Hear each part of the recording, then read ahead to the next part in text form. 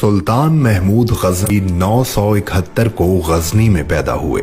आपने 33 साल तक अफगानिस्तान पर हुकूमत की।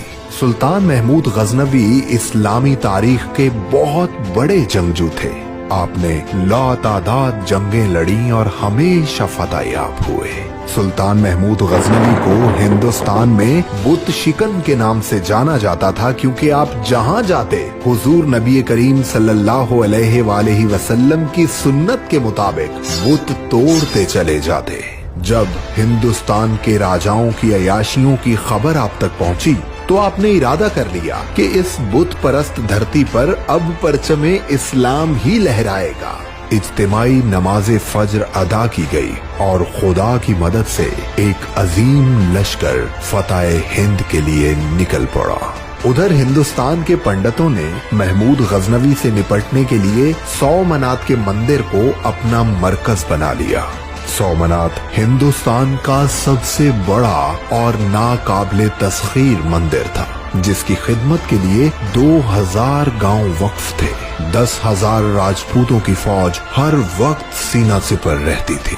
जब महमूद गजनवी सौमनाथ पर हमले के लिए पहुंचे तो हजारों की तादाद में मुकामी बाशिंदे भी अपने मंदिर को बचाने आ गए।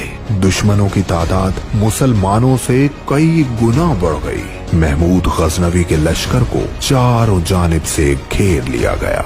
हिंदुओं के सिपा सालार ने ललकार कर कहा, ऐ महमूद गजनवी, आज तेरे खात्मे का दिन आन पहुंचा।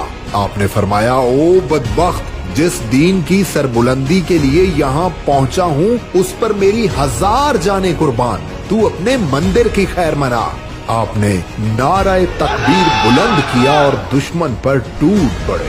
अल्लाह की मदद से आपकी तलवार बिजली बनकर लपकने लगी। आप तलवार घुमाते जाते और दुश्मनों के सर तन से जुदा होते जाते थे। पलक झपकते हर तरफ लाशों के ढेर लग गए। हिंदुओं के लश्कर में भगदड़ मच गई। सिपा सालार को एहसास हो गया कि उसका मुकाबला सिर्फ सुल्तान से नहीं बल्कि कोई ताकत है जो कहर बनकर उसकी फौज पर टूट पड़ी है। वो जान बचाकर मैदान जंग से भाग खड़ा हुआ और इस जिल्लत की बदौलत उसने आग में कूदकर खुदकुशी कर ली। सौमनाथ पर इस्लाम का परचम लहराने लगा। महमूद गजनवी मंदिर में दाखिल हुए तो अपने सामने हिंदुओं के सबसे बड़े बुत को देखकर वजद में आ गए। अल्लाहु अकबर का नारा लगाकर तलवार बुलंद की और सौमनाथ के बुत को पाश पाश कर दिया।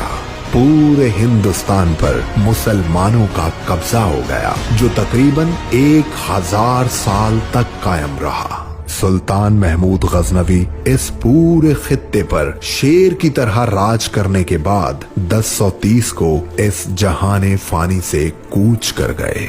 दुनिया में जब भी बहादुरी का तस्करा होगा, सुल्तान महमूद गजनवी का नाम ज़हनों में गूंजता रहेगा।